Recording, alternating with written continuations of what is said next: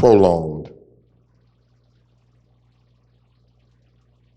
and that it may go well with thee in the land which the Lord thy God giveth thee.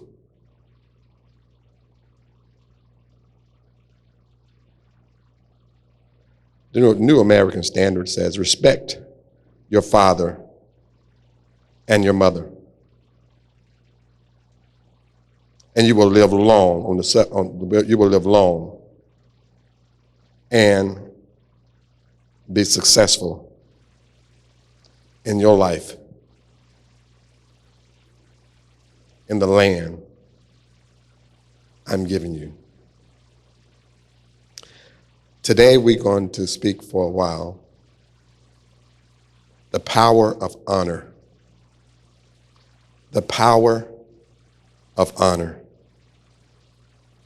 Honor thy father and thy mother.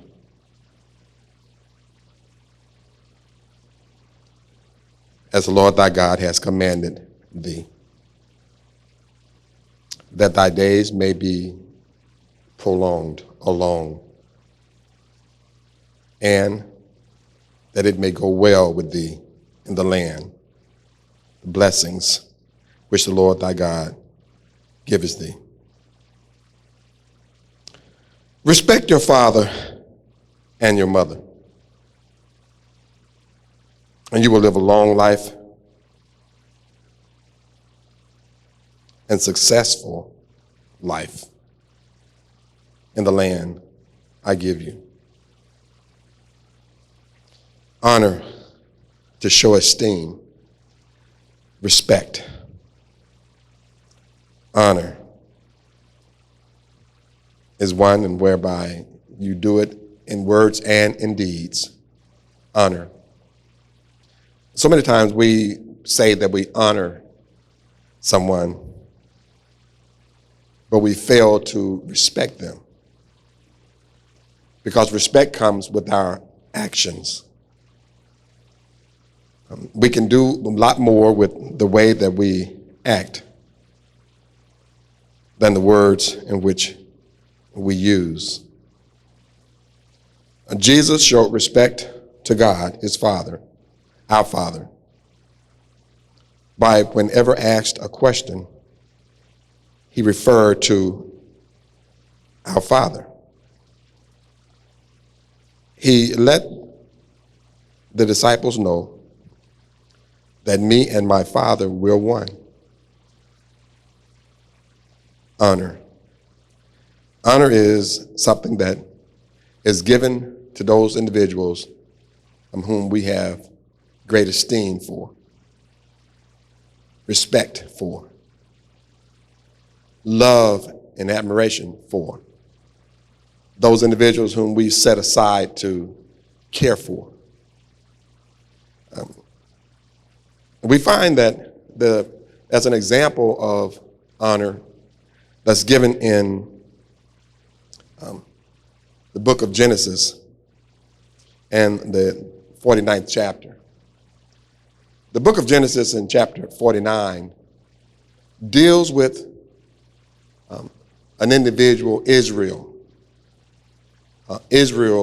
Jacob,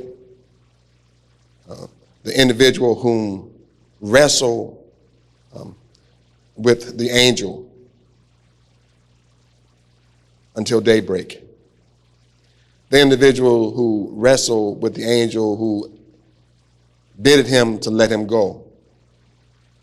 And he said, I'm not going to let you go until you bless me. This same individual was blessed and his name was changed. He didn't start his life out by being an individual that deserved such honor or that showed such honor toward his father. You do understand that this is the same individual that bought his brother's birthright for a cup of soup. This is an individual who tricked his father to bless him by putting on a hide, a wool on his shoulder around him where he deceived his father, that he was his brother Esau. He wasn't one that started out with respect. In fact, he left home because he had disrespected and dishonored. But how many of you all know that it was a part of God's plan? Esau was born first and Jacob was born second. They were twins. When Esau was born, Jacob had his hand around his heel. It was always a constant struggle to have his brother's birthright, a birthright that was already given to him by God. How many of y'all know because God gives us something, sometimes we want to get ahead of God and we begin to want to make plans and manipulate how we're going to be successful, how we're going to get to where God wants us to be, when God is saying just wait. David made it really plain when he told us, he said, wait on the Lord. Be of good courage. Wait, I say, on the Lord. David was one that had been promised the kingdom. God had anointed him king over all of Israel, all 12 tribes. But when David was anointed king over all of Israel, David was a young boy, a lad. Saul was sitting on the throne, which means that David was, from the human perspective, under Saul. But God had already anointed him king over Israel. But David was one that waited for God's plan, opposed to trying to work out his own plan. David was one to say, wait on the Lord. He can give us encouragement. In other words, he can say to us today is, look back at my life. See how I struggled. I was one that was keeping my father's sheep. I was one that they didn't think a whole lot of. And in fact, I was a little runt out in the field. But God chose me. I was one that in time of war, they left at home. But God chose me. I was one that my father chose to go visit my brothers on the battlefield and take them some food and to drink. But God chose me. I was one, when I arrived at the battlefield, I noticed that Israel weren't fighting, and they were having insults thrown at them on a daily basis. And I stood up for God because God had already chose me. Y'all do remember that David was one that went up against this great giant that had given insults to Israel for days. And he slew this great giant, but he was still waiting patiently to go and be what God had called him to be. And after killing this great giant, it said that Saul invited him into his house and he married Saul's daughter. But he was still under Saul because Saul was king. But God had anointed him king of all of Israel. David knew who he was. And David understood that God had placed him in position. But David waited patiently for God to move. How many of you all know that if someone is sitting in a seat, in order for you to sit in that same seat, they have to get up? And until they get up, if you start trying to sit in the seat, you're sitting on them. And so what God is saying to you is, this is not a shared position, David. I'll get Saul out of the seat. In other words, here's what I'm saying. God has a blessing in store for you. You know that God has blessed you and has given you a promise. Wait on the Lord, David is saying to us. Be of good courage. Don't get ahead of ourselves. Wait, I say, on the Lord. The power of honor. An honorable person learns how to wait. An honorable person in the midst of waiting learns how to be patient. An honorable person in the midst of waiting won't get disrespectful. An honorable person will know that God is God. And so therefore, she'll wait patiently on the Lord. She shows self-esteem, which means that in doing so, he or she is not a sellout, because I'm waiting on the Lord. And we find that in today's lesson, we find that Israel is on his deathbed. Yeah, that's in Genesis, the 49th chapter. Read that when you go home. Israel is on his deathbed, and he's calling his sons to his deathbed. He gathered his sons around him, whereby he can bless them. And as he calls his sons around them to bless them, his firstborn was Reuben. Reuben was one that was born in the strength of Jacob. In fact, Jacob lets us know that you are the beginning of my strength. You're my oldest born child. I'm at the peak of my power. In other words, what he was saying was that in those days, and even today, when an individual had a son that was in his strength, and because they all wanted, and the blessing was to have a seed to carry on his seed. And what he was telling Reuben was that you are my seed, and you're my oldest child. You're the peak of my power. You are an honorable leader.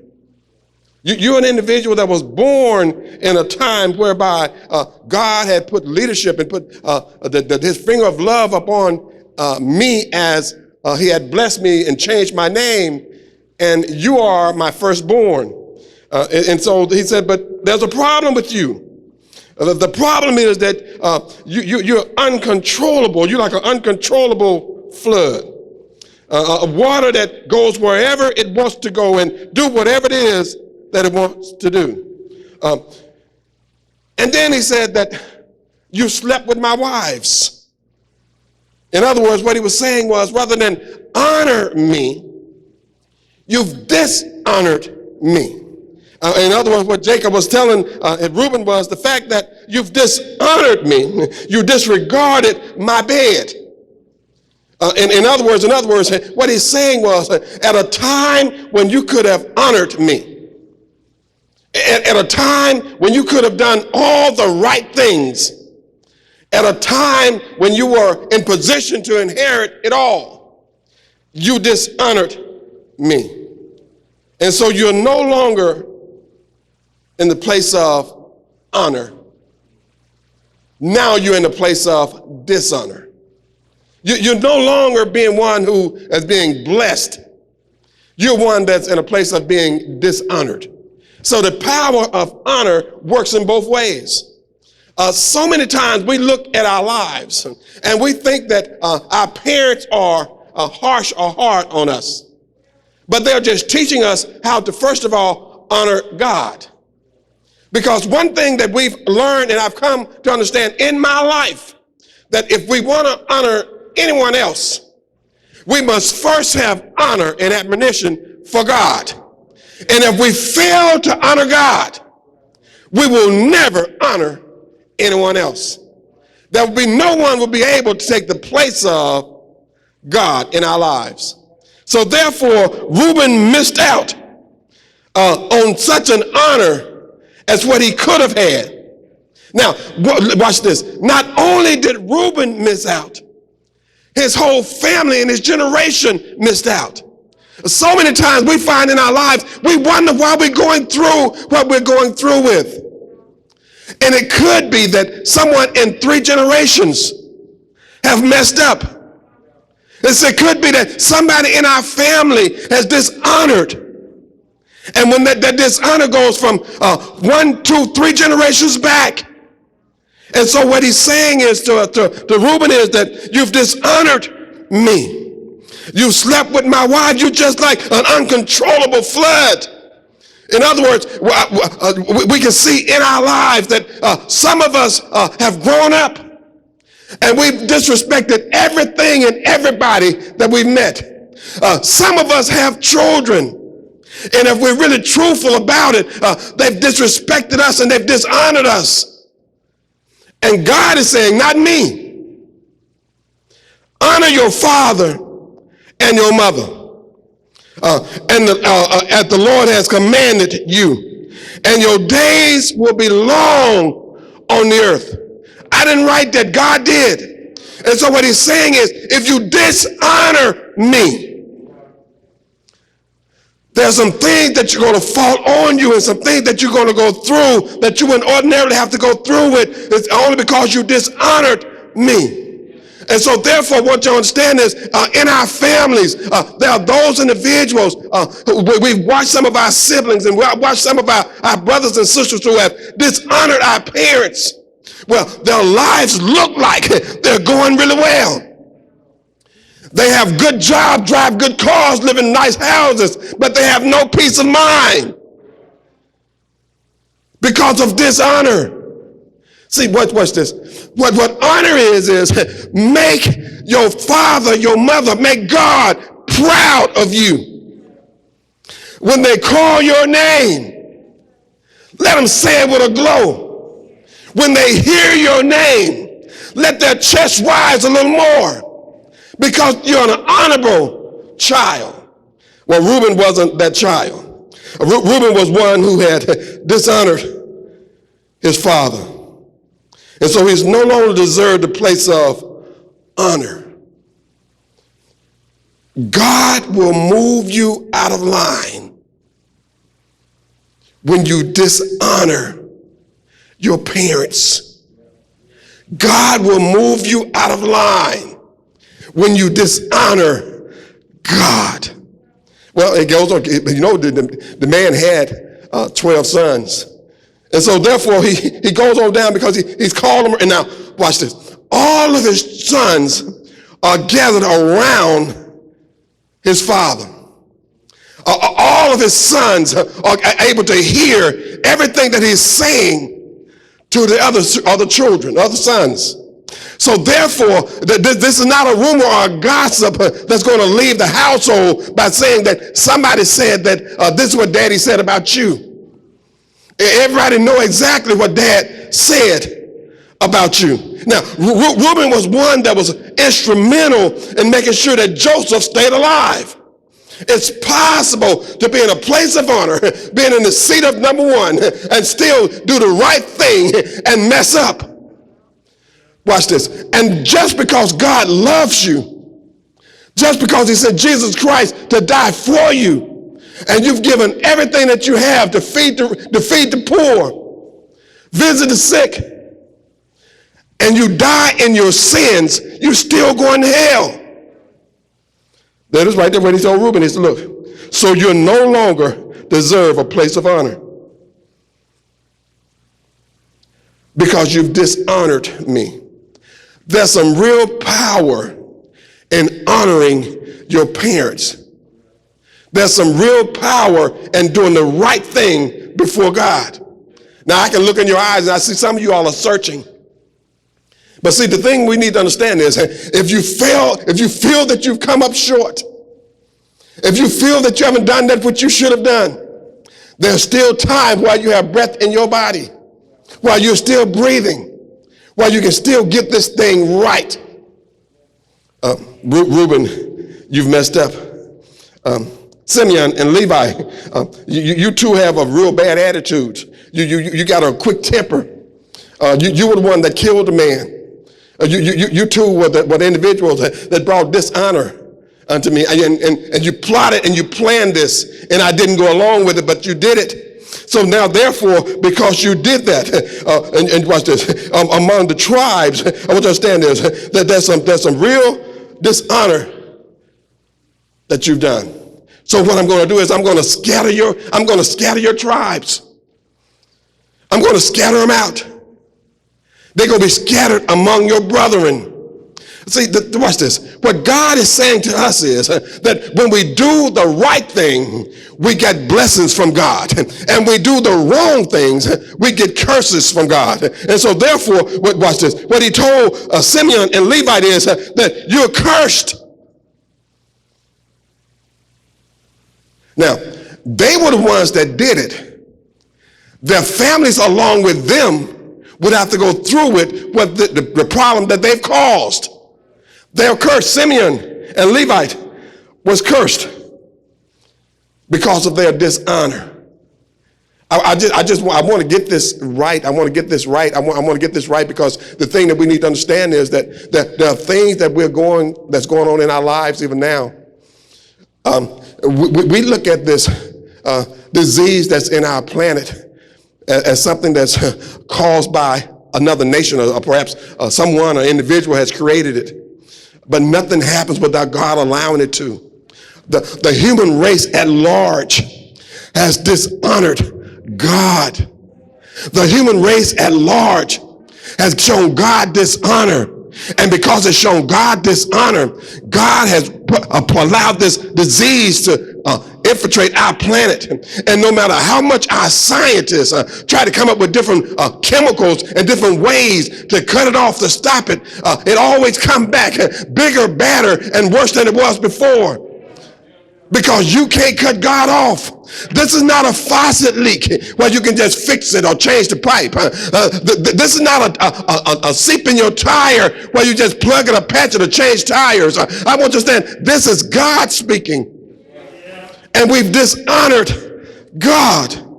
And so what he's saying to Levite and Simeon is, you're going to be scattered among your tribe, among the tribes. Your families are going to go through something because of you. Judah was the next son number 4. Judah, you'll be praised among your brethren. You'll be praised, you'll be a warrior, you'll be always the one that's ahead and not behind. You're that great lion. I want you to understand, among your brethren, you're that great lion. You're powerful. You're a ruler. You're a ruler among all the other nations. That other nation will obey you, and they'll come to you and bring you gifts. When you do the right thing, the world at large will seek you out to bring you gifts. God's going to bless you, and he'll bless you through different means, and you'll be blessed going out and coming in, above and beneath.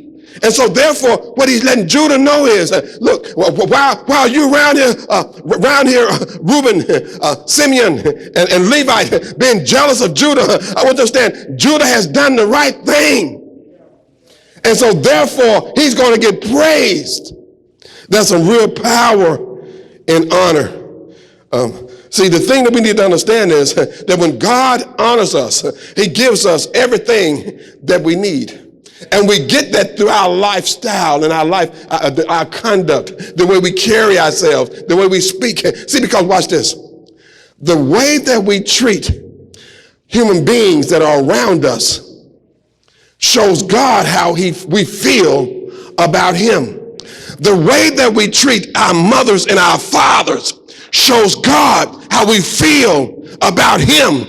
The way that we treat those who are in authority over us shows God how we feel about him. The way that we respect those individuals that are over us, that God has given to lead us and to guide us, is the way that we show respect toward God. God do understand that people are going to mess up, but he never told us to judge them for messing up. We respect the position.